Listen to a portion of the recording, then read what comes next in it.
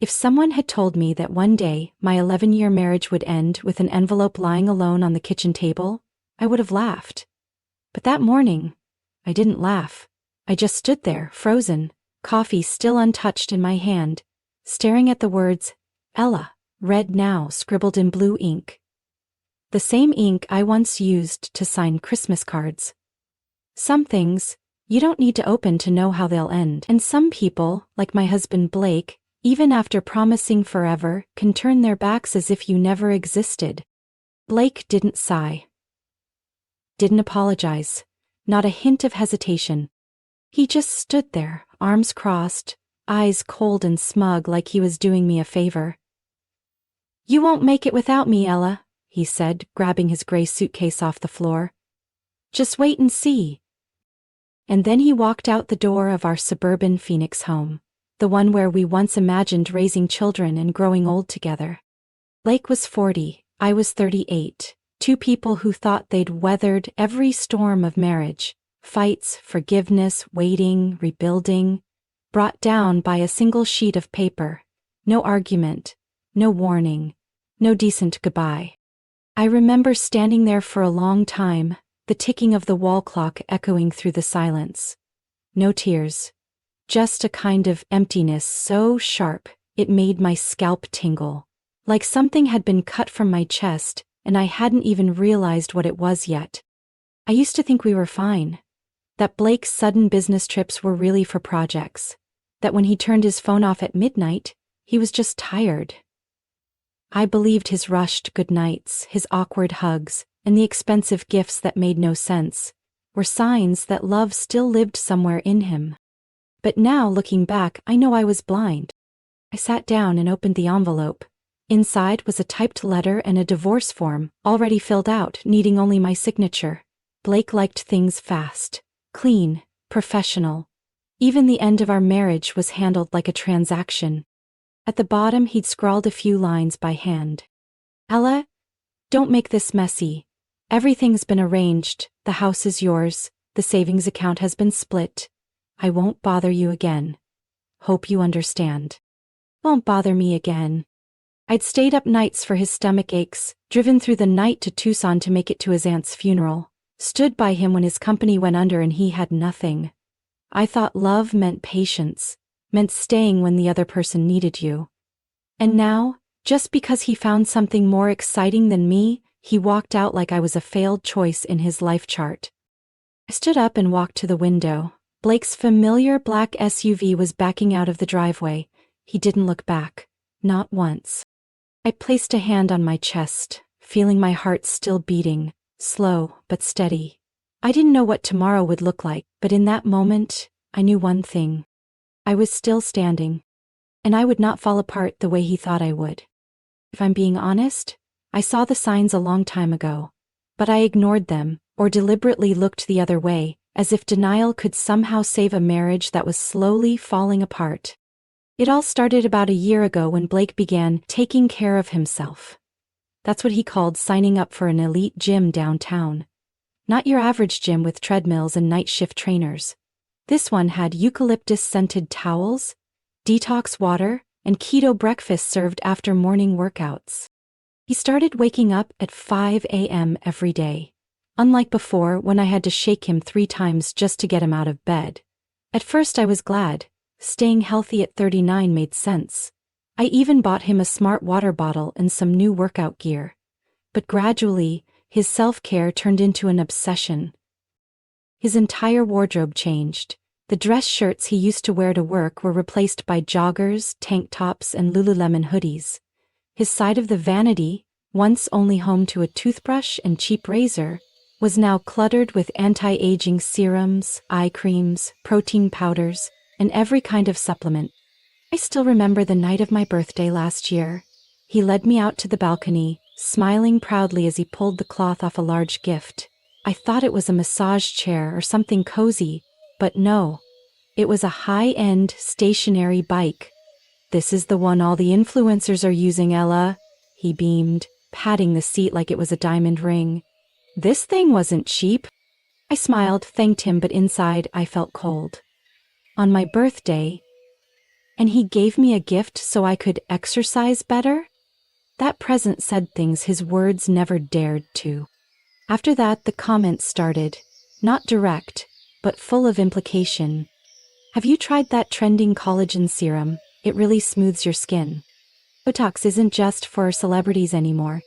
Maybe if you tried a different haircut, it'd take a few years off. I chuckled them off, nodded like it didn't sting, but those little cuts added up until my self-esteem started to bruise. Blake also started spending more nights away. Urgent meetings, last-minute business trips, and evenings where he came home exhausted, turned his back to me, and fell asleep without a word. The first time I saw a message flash on his phone was when he was charging it in the kitchen. Just a short text. Can't wait for tomorrow. No name attached. As I moved closer, Blake snatched the phone and forced a laugh. Just a client.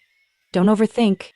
I didn't ask more. I told myself I was being paranoid. Everyone has clients, right? But then I found a new cologne. Nothing like Blake's usual. He'd worn the same drugstore brand since college, only on special occasions.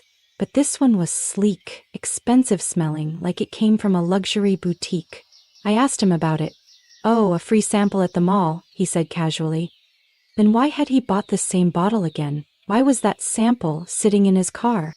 I started noting the little things, not to confront him, but to prove to myself that I wasn't crazy, that I wasn't imagining it. Blake was changing, and I was no longer the only one in his world. I knew the truth would hurt, but I didn't know it would paralyze my heart. That afternoon, while folding laundry in our bedroom, I found a small receipt tucked into the pocket of his jeans. A thin slip of cream-colored paper with a slight curl at the corner. Harmless, it seemed. But the bold name at the top nearly took my breath away. Tiffany & Co. I sank onto the edge of the bed, hands trembling as I unfolded it. A necklace, white gold with a sapphire pendant. Nearly $1,200. 0 cents. I closed my eyes, trying to reason.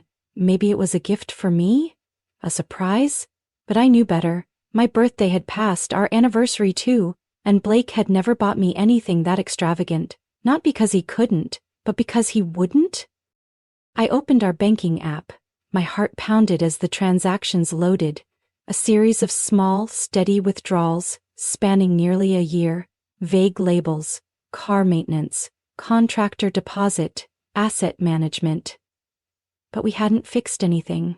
The house was fine, the car ran smoothly, and no one had climbed the roof. Our shared savings, what we once called our retirement fund, was down to just over $3,000. 0 cents. And I knew I hadn't touched it in 6 months. My fingers clenched the paper until it wrinkled. I tried to stand, grabbing the bedpost for balance. My head buzzed. It was him, the man I trusted most, the man I once called home. The garage door opened. Blake was home. I didn't wait. No gentle approach, no perfect moment. I walked straight to the living room, receipt still in hand. When he stepped in, dropping his keys like any other evening, I spoke. Blake. He looked up, surprised to see me standing there. Something wrong? I stepped closer and dropped the crumpled receipt on the coffee table. Care to explain this? He glanced at it, paused a second, then chuckled. Ella, seriously? You're making a big deal out of a piece of paper? I nearly screamed. You used our money to buy jewelry for someone else? Who is Aurora? The name slipped from my mouth like poison. I'd seen it once. One late-night message I pretended not to see. Blake sighed, as if I were the irrational one. So you know. Good. Saves me the trouble of hiding it. I stared at him, stunned at his calmness. He shrugged. We're done, Ella, you know it. You're boring, all spreadsheets and budgets. Aurora? She makes me feel alive. My money? He leaned back smugly on the couch, arms folded. Our money, Ella. It's not like you have a job. Every word he said slashed through my pride. But I didn't cry. I didn't scream. I just stood there, fists clenched, shaking with fury. And he stayed so calm, as if he'd just won. Let's not drag this out. I've got everything ready. He pulled a thick envelope from his bag and dropped it beside the receipt.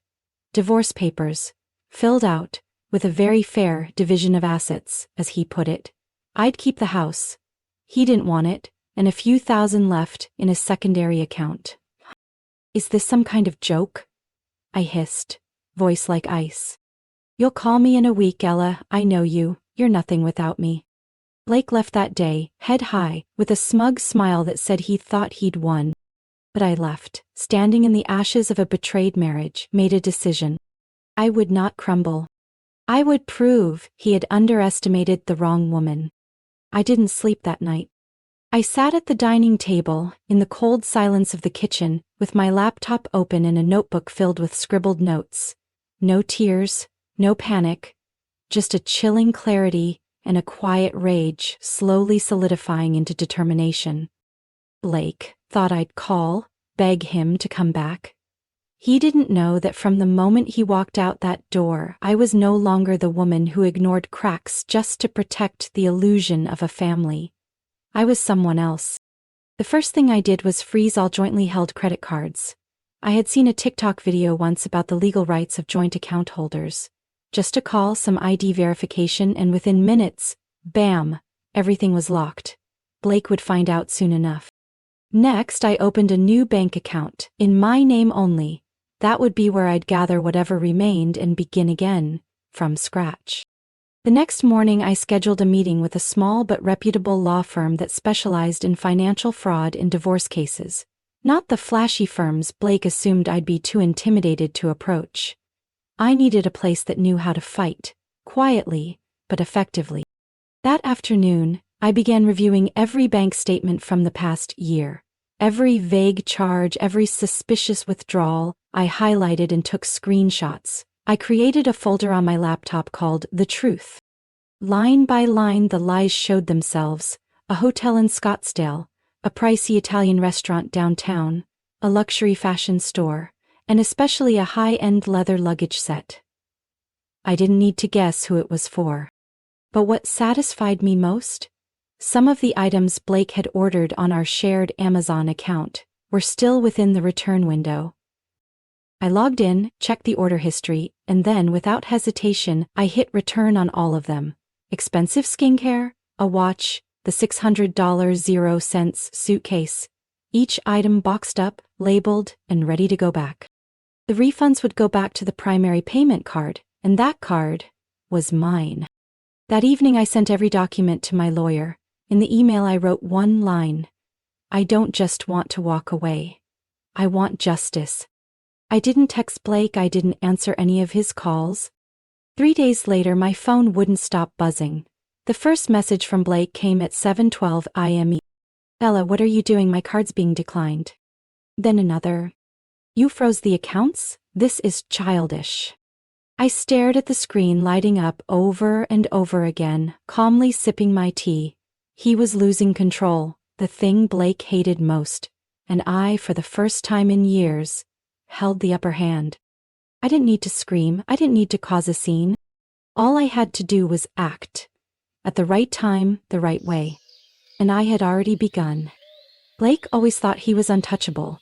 He walked out of our marriage like he was ending a boring contract, convinced the world was waiting for him with open arms and a stunning woman at his side. But maybe he forgot one thing: those who rise from the ashes can be the strongest of all. Only a week after I froze the accounts, my phone started buzzing again. Messages, calls, emails. First came anger, then pleading, and finally, silence. I knew Blake was struggling, and I knew it was just beginning. I didn't have to do much digging. News of Blake's downfall came faster than I expected, and far more satisfying than I imagined. On a Tuesday morning, I got a message from Maggie, an old college friend now working in the finance department of Blake's company. Ella, you won't believe what just happened. Blake got fired. Internal investigation is underway. I straightened up, electricity shooting through my fingertips. For what? I asked. Misusing the company card. Spending on stuff that has nothing to do with work. Someone sent the board a report with proof. I said nothing, I just smiled. That someone was no stranger. It was me. And every line of that report came with receipts, invoices, screenshots. I had sent it all to my lawyer, knowing full well the consequences of using a corporate card for romantic dinners at five-star hotels. I wasn't happy Blake lost his job, but I was satisfied that the truth came to light. 3 days later, it was Aurora's turn. I didn't follow her, but my friends did. A clip from her Instagram story was being shared non-stop. Aurora, face no longer glowing, eyes puffy and red, sitting in her car. Her voice trembled with fury. I was lied to, completely. He said he'd take care of everything, take me to Paris, give me a life without worries. It was all garbage. Even that necklace I thought was from Tiffany was fake. I'm done. Don't say Logan's name to me again. His name is Blake. But clearly Aurora never even called him by the right one. A fitting pair indeed. I heard she kicked him out of the luxury apartment she had leased. No one could afford the rent anymore. His BMW was repossessed for missed payments. The man who once ruled his own world now wandered, looking for somewhere to land. The last time I saw Blake was at the Target parking lot. I was loading groceries into my trunk when I spotted a familiar figure a few spots away. Crumpled shirt, hollow face, eyes glued to his phone. Blake. He felt my gaze and looked up. Our eyes met, but neither of us said a word. I calmly closed the trunk, got into my car and drove off, like he was just a stranger who briefly passed through my life. I didn't need revenge. I didn't need to humiliate him. Blake destroyed everything he had, and most importantly lost the only person who might have saved him, me. I should have known Blake wouldn't go down easily. A man like him, arrogant, controlling, and allergic to losing, was never going to let things end quietly. I had been too calm, too composed, and to Blake, that was nothing short of an insult. That morning my phone kept buzzing with notifications from the bank. Change in savings account balance. I thought it was a refund from the Amazon returns, but when I logged into the app I froze. The new savings account I opened to rebuild my life had been wiped clean. My hands trembled as I called the bank. After a few security checks, the woman on the line spoke, polite but cold. The withdrawal was legal, ma'am. The co-owner, Mr. Blake Carter, made the transaction 1 day before the account was separated. I went stiff, 1 step ahead. He was always 1 step ahead. That money was supposed to cover legal fees, my new apartment deposit, and my first few months of independence. Now it was gone. Then the message came. No exclamation points, no anger. Just a single line from Blake. Maybe if you'd been nicer, things would have turned out differently. The rage rose inside me like waves crashing against a seawall. He hadn't just taken money. He'd taken hope. And he was enjoying every second of watching me hurt. I gripped the phone, standing in the middle of the living room, filled with something beyond pain. Determination. I called my lawyer. He just drained the new savings account, using his co-ownership before I removed him. What can I do? My lawyer sighed on the other end. I saw this coming, but it's okay. If you can prove he withdrew the money with intent to cause financial harm, especially if he used it for personal, unrelated expenses, we can file for financial fraud during the divorce process. I nodded, even though she couldn't see me. I have everything: bank statements, receipts, transfers, records of unreasonable spending, purchases for Aurora, all of it. Good, then let's build the case. We start now. That night, I sat for 3 straight hours combing through transactions. I found 1 transfer from our joint savings to an account in Blake's name, done exactly 48 hours before I revoked his access. The note read, "Home maintenance." But we no longer shared a home. I also had photos of the gifts he bought for Aurora, their timestamps matching the withdrawals. More importantly, I had order histories, email confirmations, e-receipts, the kind of things Blake thought no one would trace. The next morning, my lawyer filed a motion in court. Freeze all accounts under Blake Carter's name due to financial misconduct during divorce proceedings. That afternoon, Blake called. I didn't answer. The texts flooded in. Ale, are you crazy? You froze my accounts? I have bills to pay. What the hell do you think you're doing? Can we just talk? Don't escalate this. I sat there, reading each one while sipping my coffee. Then, with a faint smile, I deleted them all. Blake wanted me to break. I chose to fight back, with logic, with law, and with everything he underestimated in me. He had misjudged me, and now he was paying the price. I arrived at the courthouse on a crisp autumn morning. No sun, no rain, just cool enough to keep you alert. Blake was already there, sitting upright, still wearing the dark suit that once made him feel superior, but this time no fake Rolex, no usual smugness. He avoided eye contact as I entered. I sat down, opened my case file, hands steady for the first time in months. Inside were all the documents my lawyer and I had compiled: bank statements, receipts, order confirmations, text messages, and the transfer records from our joint account to his private one, all pointing to his attempt to hide funds before filing for divorce. The judge, a woman in her 50s, looked strict but fair. She glanced at both of us before beginning. Today we'll be reviewing the asset division and the financial fraud claim made by the petitioner. My lawyer spoke first. Every detail was clear, logical, and free of emotion, the kind of approach Blake always assumed I wasn't capable of. When it was Blake and his lawyer's turn, I could see the struggle. There was no perfect script now, no lie that could match the truth. His attorney scrambled, calling the transactions normal living expenses, but facts don't lie. The judge set a file down, tapping her pen lightly. Mr. Carter, according to the records I'm reviewing, you withdrew over $47,000, 0 cents from your joint account within 8 months prior to filing for divorce, without Mrs. Carter's consent. Can you explain? Blake swallowed hard. I could see the twitch in his neck. Then, reluctantly, he nodded. I thought it was money I had the right to use. I was still contributing financially. Do you have any proof of that? Silence. No one needed to hear anything more. 2 days later, I received the ruling via email. The court found Blake Carter guilty of financial misconduct during divorce proceedings. All unauthorized withdrawals must be repaid. Additionally, Mrs. Ella Carter is granted majority of the remaining assets, including the home, and funds in frozen accounts. I read it 3 times, then leaned back in my chair. I didn't cheer, I didn't cry, I just felt light, as if a weight that had been pressing on me for a year had finally been lifted. I had won. Not because I was louder, not because I was crueler, but because I was more patient, more strategic, and I refused to give up. Blake had buried himself with his own choices.